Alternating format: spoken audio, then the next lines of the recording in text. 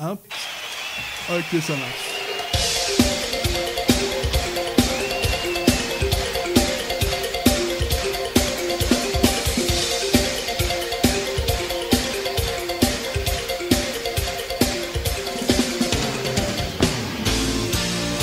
Et bonsoir à tous, bonsoir à toutes et bienvenue dans Tribune Nord. Alors Tribune Nord, bon, c'est la seule émission qui a un nom de tribune dédié à son émission, c'est quand même assez classe. Non, je m'en déconne, évidemment, c'est l'inverse.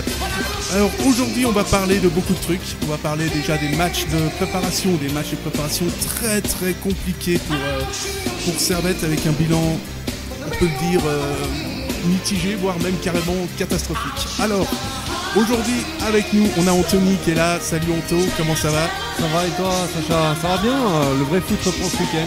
Ouais, on est vraiment content d'aller au Bruglifeld. Et on a Benjamin qui est avec nous, c'est ta toute première. T'es arbitre en 3ème ligue, tu nous as parlé beaucoup de ça en antenne. Comment tu vas? Ça va bien Sacha, merci. Et toi? Ah, ça va pas mal. Et puis bon, on a évidemment, vous l'avez promis, on a notre invité qui est aujourd'hui Thibert Pont. Salut Thibert, comment ça va? Ah ouais, ça va pas mal. Alors, on va tout de suite commencer et aller dans le vif du sujet avec toi, Thibert, qui a quitté le Servette un peu à la surprise générale, parce qu'on pensait que tu étais servettien à vie. Mais vraiment, on pensait pas que tu quitterais Servette un jour. Comment c'est possible que ça se soit produit finalement? Voilà.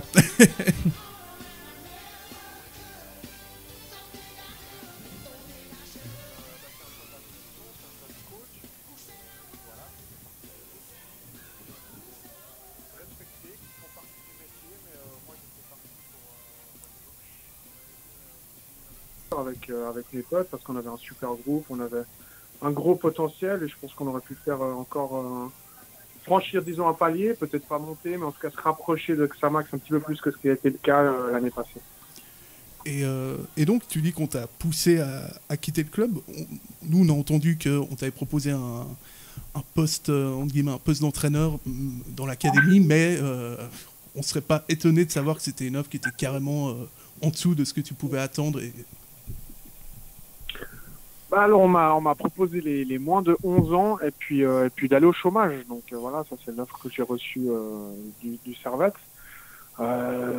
C'est clair que dans ces conditions, c'était pas spécialement ce que j'attendais, c'était pas spécialement mes désirs. Après, effectivement, j'ai encore des diplômes à passer pour entraîner un petit peu plus haut, mais voilà, disons qu'on a eu une discussion avec le directeur sportif et le directeur général. Et puis voilà, c'est tout simplement nos chemins se sont séparés. Ça fait partie du football, encore une fois. Mais je pense que pour moi, il était temps aussi d'aller voir un petit peu autre chose. Je désirais encore jouer un petit peu. J'ai eu une très bonne offre de Nyon à l'époque, avec aussi une proposition d'être adjoint des moins de 15 ans de l'équipe là-bas du Team Laco. Donc voilà, c'était une opportunité qui s'offrait. Et puis qui était intéressante, plus intéressante que ce qu'on me proposait à Servette. Donc j'ai choisi de quitter le club. Et puis voilà, ça a été une expérience jusqu'à maintenant qui est très positive. Et puis je reviendrai probablement un jour au club, mais pour l'instant, il faut que je fasse un petit peu mes expériences ailleurs. Salut Thibert, tu viens de nous dire donc que tu avais donc comme projet d'entraîner donc une catégorie d'âge un peu plus âgée, parce que toi ton souhait plus tard c'est de rester dans le domaine du foot, c'est d'entraîner les pros ou c'est autre chose? Pour l'instant je suis en train de passer mes diplômes, après on verra où ça me mène, mais j'aimerais bien en tout cas finir les diplômes. On sait que c'est un énorme investissement parce que maintenant les diplômes, que ce soit en Suisse ou ailleurs, ça demande beaucoup d'investissement en termes de temps.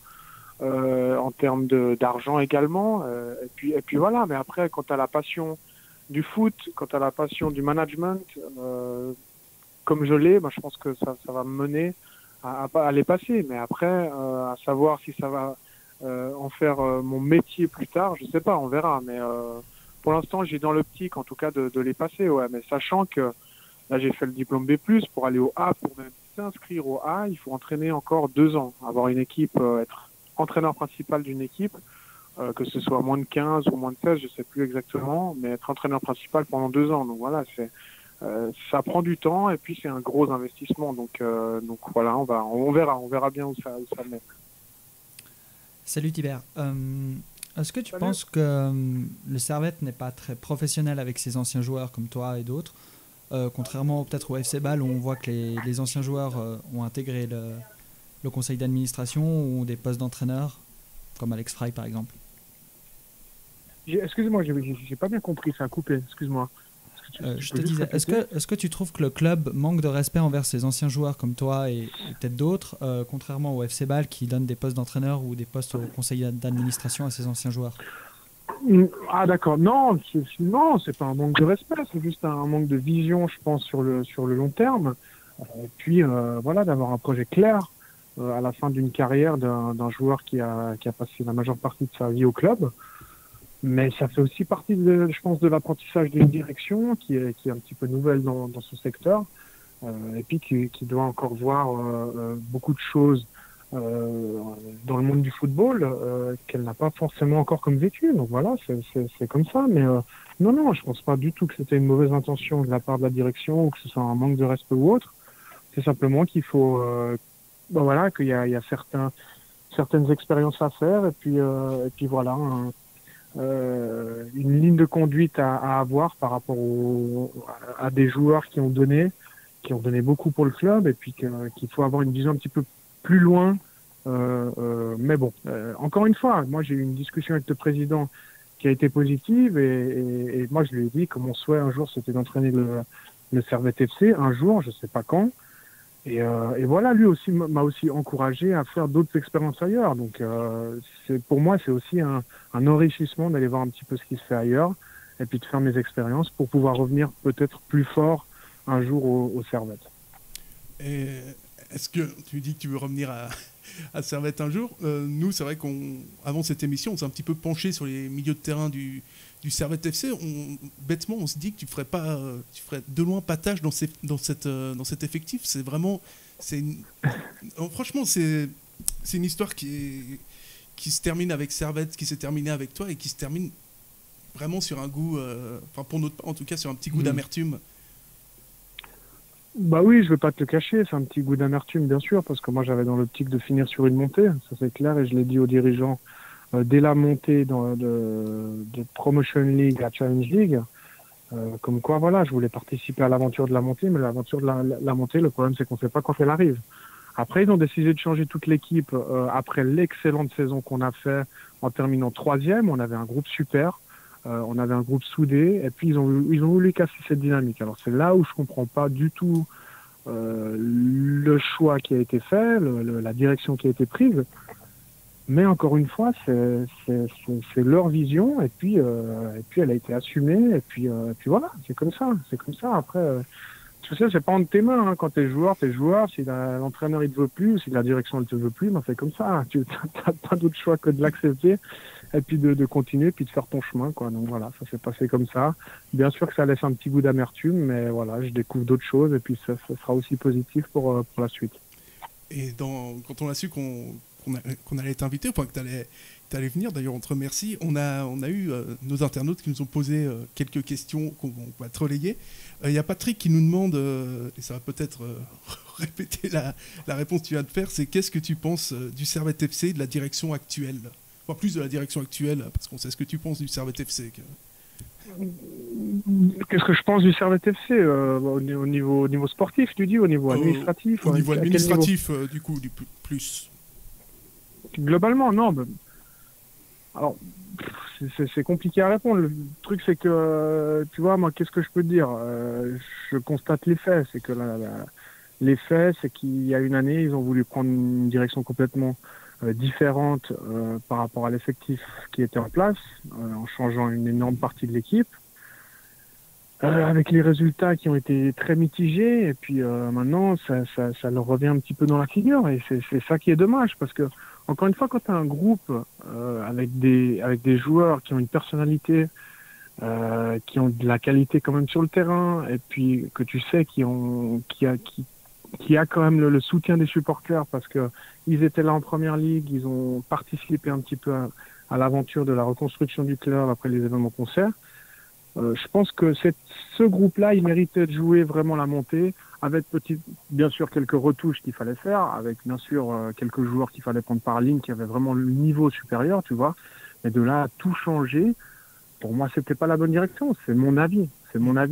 Après, tu as les faits sur le terrain, tu as le classement, tu as le nombre de points qui n'avait pas été supérieur par rapport à la saison d'avant. Donc voilà, pour l'instant, c'est une stagnation. Mais encore une fois, je veux jeter la pierre à personne. C'est toujours plus facile après coup. C'est toujours plus facile après coup. Et je veux pas passer du tout pour le mec aigri ou quoi que ce soit. Mais mon avis est que le groupe qui était en place était capable de faire mieux que ce qui a été fait l'année suivante, celle qui a été celle de la montée, là, où on avait fini 3e. Voilà, ça c'est mon avis. Et puis c'est comme ça, mais après, encore une fois, c'est une direction et puis il faut la respecter. Et je l'ai respecté. Ceux qui sont partis, ceux qui ont quitté le groupe l'ont respecté. À l'image de ce qu'a été les valeurs d'un groupe qui avait une grande cohésion. Et puis voilà, c'est comme ça, chacun a pris son chemin. Et puis la vie continue et le foot continue. Oui, alors... pour parler de choses un peu plus joyeuses du coup, donc tu as passé pratiquement toute ta carrière donc au Servette. Quel est le moment que tu retiens principalement dans l'ensemble de ta carrière? Bah, je vais pas être très original, mais je vais te dire la promotion Super League en 2011, bien sûr, parce que c'était l'aboutissement pas d'une vie, mais disons d'un gros travail de reconstruction. Et puis avec tous les événements qu'on sait qui a eu lieu avec la faillite, etc. On est reparti vraiment presque de zéro.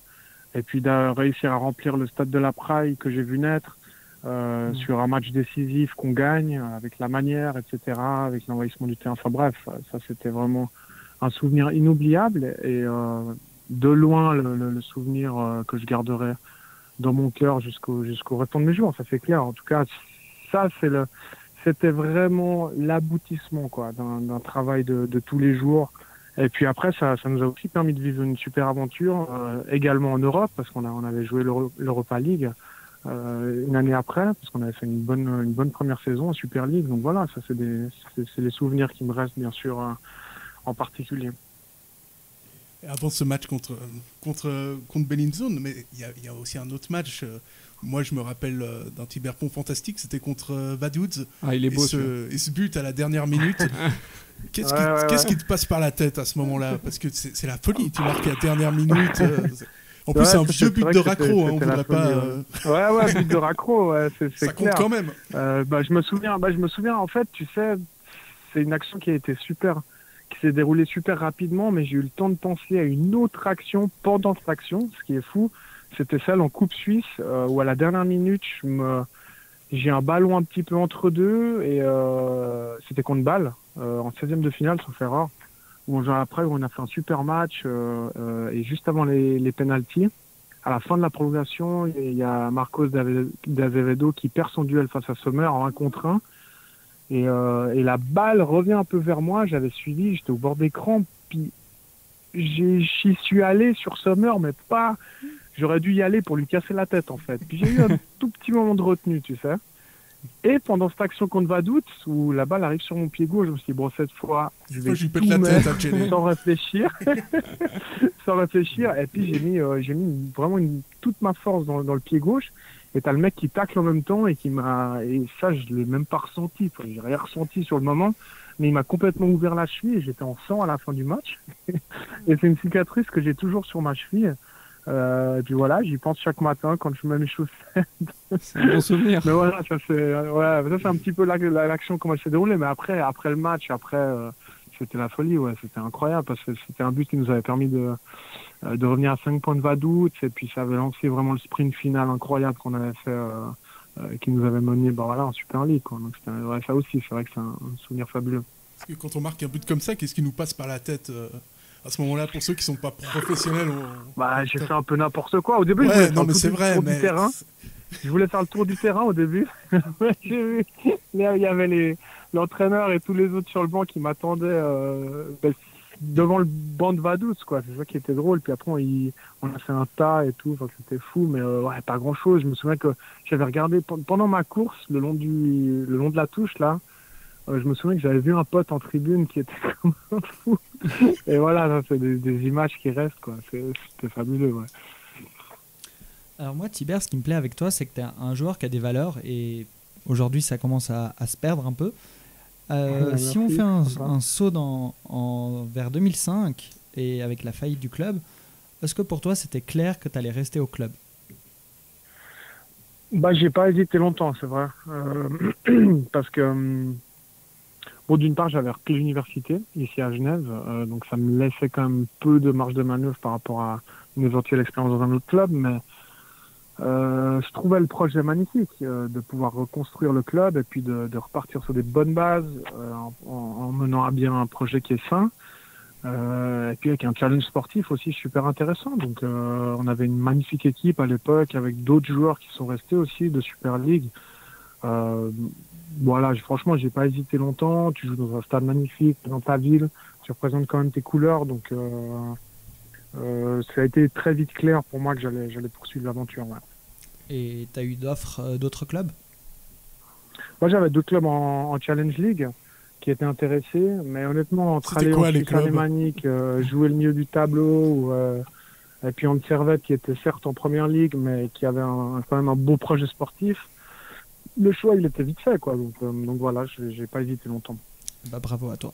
Puis du coup, c'était quoi le nom des clubs qui te voulaient?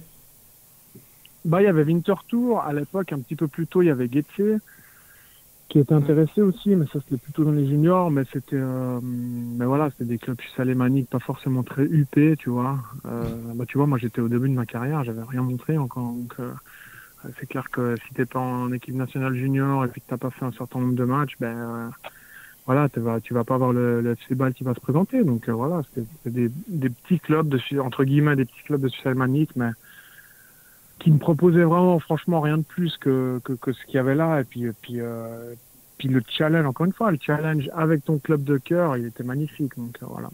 T'as fait le bon choix, je pense. Ouais, en plus, les soirées, quand t'as 20 ans, les soirées le samedi soir à Winterthur, je sais pas si tu vois le truc. C'est moyen. Moi, j'ai une question donc d'un autre internaute donc sur notre page qui nous a demandé, bon, je pense qu'on a déjà dû te la poser plusieurs fois, mais il nous demandait si le fait de porter le nom de Pont, donc de Michel, était pas un peu trop lourd à porter justement. Non, pas spécialement, franchement. Pas spécialement, parce que déjà, il a quand même une assez bonne image auprès du grand public. Ce qui est quand même bien. Et puis non, après, de toute façon, tu sais, quand sur le terrain, t'es pas bon, et puis tu dégages. Si t'es bon, et puis tu restes. Donc, à un moment donné, quand t'arrives à un certain niveau, peu importe le nom que tu as, c'est les performances sur le terrain qui parlent, et puis ton attitude, et puis ta personnalité, etc. Donc, pour moi, ça n'a pas été vraiment spécialement, à part qu'on me fait 2-3 blagues de temps en temps, ou qu'on me parle de mon père, mais franchement, ça me dérange pas du tout, quoi. Puis je suis plutôt fier de ce qu'il a fait.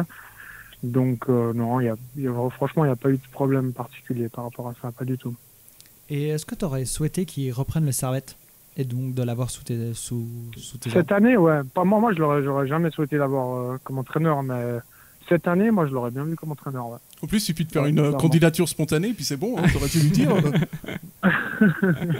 Non, c'est pas lui qui va se présenter, mais je pense que s'il avait reçu une offre, il aurait quand même bien réfléchi, quoi. T'aurais pas aimé être sous les ordres de ton père pour quelle raison? Non, ça non. Non, ça c'est... Vis-à-vis, ouais, tu sais, même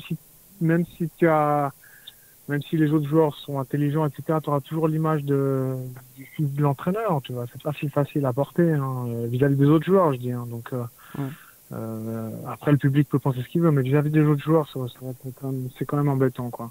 Donc voilà, j'aurais pas trop aimé. Et malheureusement, actuellement, enfin malheureusement, heureusement pour toi, t'es avec Étoile Carouge. Et il y a un autre joueur qui vous a rejoint dernièrement, c'est Mathias Witkiewicz. Alors, Exactement. Voilà, en dehors du fait que ce maillot bleu ne vous va pas, absolument pas, ça ne vous va, ça ne se marie pas avec vous, ce maillot bleu. Mais en dehors de je t'avoue que ça fait bizarre. mais tu sais, déjà, quand je t'ai vu avec le maillot du Stade Lyonnais, j'ai des relents. Tu sais, moi, quand j'ai porté un maillot pendant 20 ans, ça me faisait bizarrement aussi de mettre du jaune et du bleu. C'est normal, hein. Ouais, donc, hormis tu vois, l'image visuelle, on se dit que Carouge, cette année, vous avez quand même des belles bases, une belle équipe en tout cas. Ouais, c'est vrai. Enfin, surtout, c'est vrai, surtout avec toi, on a des on va avoir des ambitions, on va essayer de jouer en tout cas les finales de promotion. Après, on verra bien, mais c'est vrai que c'est un très beau challenge à Carouge. Et puis, il y a une nouvelle équipe, donc il y a un nouveau président qui est arrivé, mais qui a gardé les bases justement, qui a gardé la direction sportive, qui a gardé l'entraîneur aussi. Donc c'est très positif, je trouve. Et puis voilà, un joli challenge, compliqué, mais franchement, on a une belle équipe, ouais, absolument. Puis avec Mathias qui est un peu de toujours, avec Jérémy Fogporé aussi qui nous a rejoint, qui est un super gars et un excellent joueur. Donc vraiment une base solide, ouais, pour faire un joli truc. Donc toi, ton but cette année, c'est de jouer encore une année et d'essayer de viser les finales, ou tu te vois encore faire peut-être 2 ans, voire même plus? Non, pour l'instant, je vois pas plus loin qu'une année. On fera le point dans une année. Après, je fais pas de plan sur la comète. On verra si le corps tient, on verra s'il y a la motivation. Je reste ouvert à tout. On verra dans une année. Okay. Et donc, toi, on sait que souvent les joueurs ils nous disent qu'après le football, il y en a, tu vois, ils veulent raccrocher parce qu'ils en peuvent plus, ils sont au bout. Toi, sincèrement, ça fait depuis un petit moment qu'on se connaît, t'as vraiment le bon profil pour être entraîneur, je trouve. Ça t'attire, ça, d'être entraîneur au plus haut niveau, c'est quelque chose qui peut t'attirer. En plus, ton père est déjà un peu dans le système, donc ça peut te donner envie, parce qu'à une époque on sait que ça t'attirait pas forcément et que là les choses ont peut-être un peu changé. Ouais, c'est vrai. Bah, le fait de passer les diplômes aussi, ça te montre l'autre facette du métier. Et force est de constater que c'est passionnant, hein, c'est clair. Après, c'est complètement différent. Mais c'est du management, c'est accompagner tes joueurs, c'est se faire apprécier. C'est être bon tactiquement, mais si tu arrives à transmettre le bon message, c'est vrai que c'est super agréable comme sensation. Donc je l'ai un petit peu découvert en étant adjoint des moins de 15 et puis en travaillant avec des jeunes. Mais après, d'être entraîneur principal, c'est encore autre chose. Mais c'est pour ça que je te dis que pour l'instant, je vais passer mes diplômes et puis après, on verra bien, quoi. Mais je suis moins fermé à l'idée d'être entraîneur, bien sûr, parce que si je passe mes diplômes, c'est clair que sur le long terme, c'est pour les utiliser un jour, quoi. Donc voilà, on verra bien. Tibère, moi j'ai vu une stat qui m'a un peu interpellé avant de préparer l'émission. J'ai vu que tu avais marqué 2 buts en 2 matchs de matchs européens, mais en fait, tu serais pas un joueur uniquement de Champions League. Ouais, c'est vrai que j'avais mis un doublé en Arménie, là, justement, quand on avait joué à Erevan, je crois. Ah, je me souvenais plus, justement. Ouais, on avait joué à Erevan.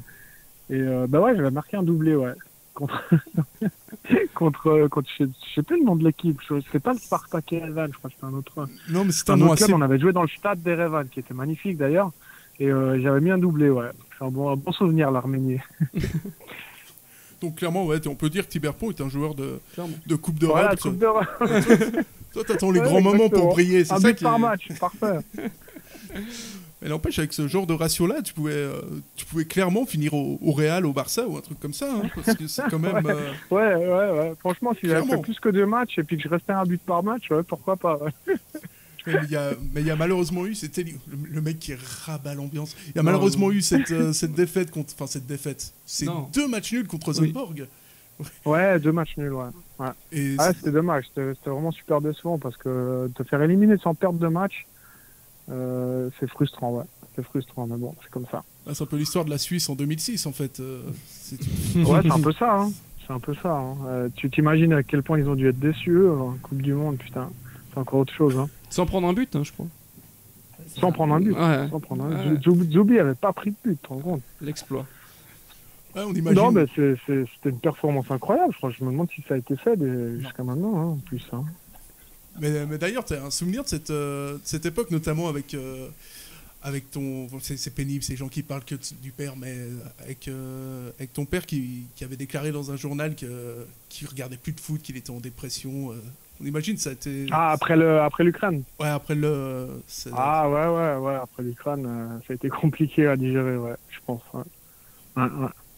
Ouais, bah franchement, de perdre... T'as l'occasion de rentrer à jamais dans l'histoire du foot suisse, tu vois. Enfin, déjà, c'était une super performance d'aller en 8e, mais d'aller en quart, c'est quand même autre chose. Hein. C'est arrivé une seule fois dans l'histoire. Donc, tu te fais éliminer au penalty, en loupant tes 3 penalties, c'est compliqué, quoi. C'est compliqué. Et puis contre l'Argentine, pareil, quoi. Quand t'as ce poteau à la fin, là, qui t'aurait permis d'aller au péno, compliqué aussi à digérer. Mais ça fait partie du foot, c'est comme ça. En plus, c'est encore assez récent puisque la Coupe du Monde vient de se terminer. La Coupe du Monde se termine, mais on est très content. La Ligue B commence. Et là, on se tourne vraiment vers le joueur d'expérience, le joueur de mondial, on peut dire, un peu. Servette fait une préparation terrible avec... Arrête, t'es dur, là, t'es dur. Avec 4 matchs, 4 défaites.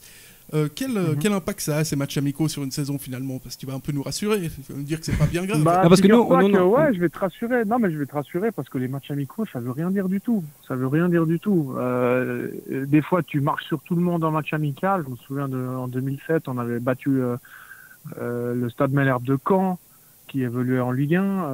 On avait fait une préparation du Tonnerre, puis on s'était pris 3-0 ou 3-1, je sais plus, à la Praille pour le premier match contre Lugano. Franchement, les matchs amicaux, ça veut rien dire. Après, c'est toujours mieux de les gagner, bien sûr, parce que tu veux toujours gagner et puis ça t'amène de la confiance. Mais là, tout d'un coup, Servette, tu sais pas comment, il gagne 2-3-0 à Haro. Franchement, il n'y a aucune vérité dans le foot. Et surtout pas dans les matchs amicaux. Donc voilà, on verra bien ce que ça va donner le premier match. Tu fais bien de nous le dire parce qu'on se commence à poser la question si on allait y aller samedi, du coup. Il faut y aller. Ouais, on y va, allez. Mais du coup, toi, personnellement, tu penses que le Servette va faire quelle saison comme ça? Si tu devais maintenant te prononcer, te mouiller un peu, tu dirais que la saison s'annoncerait comment? J'ai pas vraiment suivi assez pour émettre un avis objectif. Je sais qu'Haro c'est quand même bien renforcé. Que tu vas avoir Vaduz qui est très solide, que tu vas avoir Lausanne qui est très solide, donc ça va être un bon niveau, hein. Ça va être un bon niveau. Moi, Servette, j'espère qu'ils vont se battre en tout cas pour la deuxième place, franchement, puis essayer d'accrocher les barrages et de vivre un truc de fou, mais ça va être dur, hein. Ça va être très dur parce que le niveau il est plus relevé que l'année passée, j'ai l'impression. Donc à voir comment ils négocient aussi ce début de championnat qui se déroule à l'extérieur, qui est vraiment pas un cadeau. Donc il n'y a pas forcément tous les voyants qui sont ouverts, mais tu sais jamais. Encore une fois, tu sais jamais dans le foot. Bon, le niveau est pas si relevé que ça. Il y a Lausanne qui est descendu, ça va, c'est pas. Ils ont perdu Zidane. Ouais, mais ils vont être solides quand même. Ouais, mais j'ai toujours du mal à le dire, ça. Même si je comprends. Même si je te rejoins à 100%. Cette saison, est-ce que tu vas encore voir le Servette à la Praille ou pas du tout? Oui, j'y suis allé la saison passée. Je suis allé, je sais pas, 3-4 fois, ouais. Je suis allé. Donc du coup, si la saison prochaine, il y a moyen qu'on se croise et puis qu'on... Bien sûr. Puis que tu nous payes à boire. Bien sûr, avec grand plaisir, je te paye un verre. Ah oui. Avec grand plaisir. Sache que c'est pas tombé dans l'oreille d'un sourd. Écoute, non, avec grand plaisir, ouais. Ah bah, je note, vraiment je note. Tibère Pont me doit une bière, voilà, c'est noté. Voilà. Tibère, on te remercie vraiment. Une grande, un 5 décis. Je vais peut-être même prendre le fût, je sais pas encore, j'ai pas encore décidé, je vais réfléchir. Ça dépend du match. Ça dépend ça dépend. On voulait te remercier d'être venu dans Tribune Nord et avec grand plaisir. Et puis merci pour l'invitation. C'est toujours un vrai bonheur et on te souhaite tout le meilleur, même si c'est avec Carouge, on te souhaite quand même tout le meilleur. Merci beaucoup et puis tout le meilleur à vous pour cette émission, j'espère que ça va le faire et j'en doute pas parce que vous êtes des passionnés et puis vous mettez beaucoup d'investissement donc ça va être top. Merci beaucoup Tibère. Merci. On va essayer de ne pas te décevoir. À bientôt. Allez. À la prochaine. Ciao. Ciao Tibère. À la prochaine. Ciao. Et voilà, merci à tous d'avoir écouté Tribune Nord, d'être à notre écoute. On se retrouve, on se retrouve pas mardi comme d'habitude, on va se retrouver jeudi prochain avec notre invité qui vous sera communiqué durant la semaine sur Facebook. Bonne soirée, à une prochaine. Ciao. Bonne soirée. Ciao.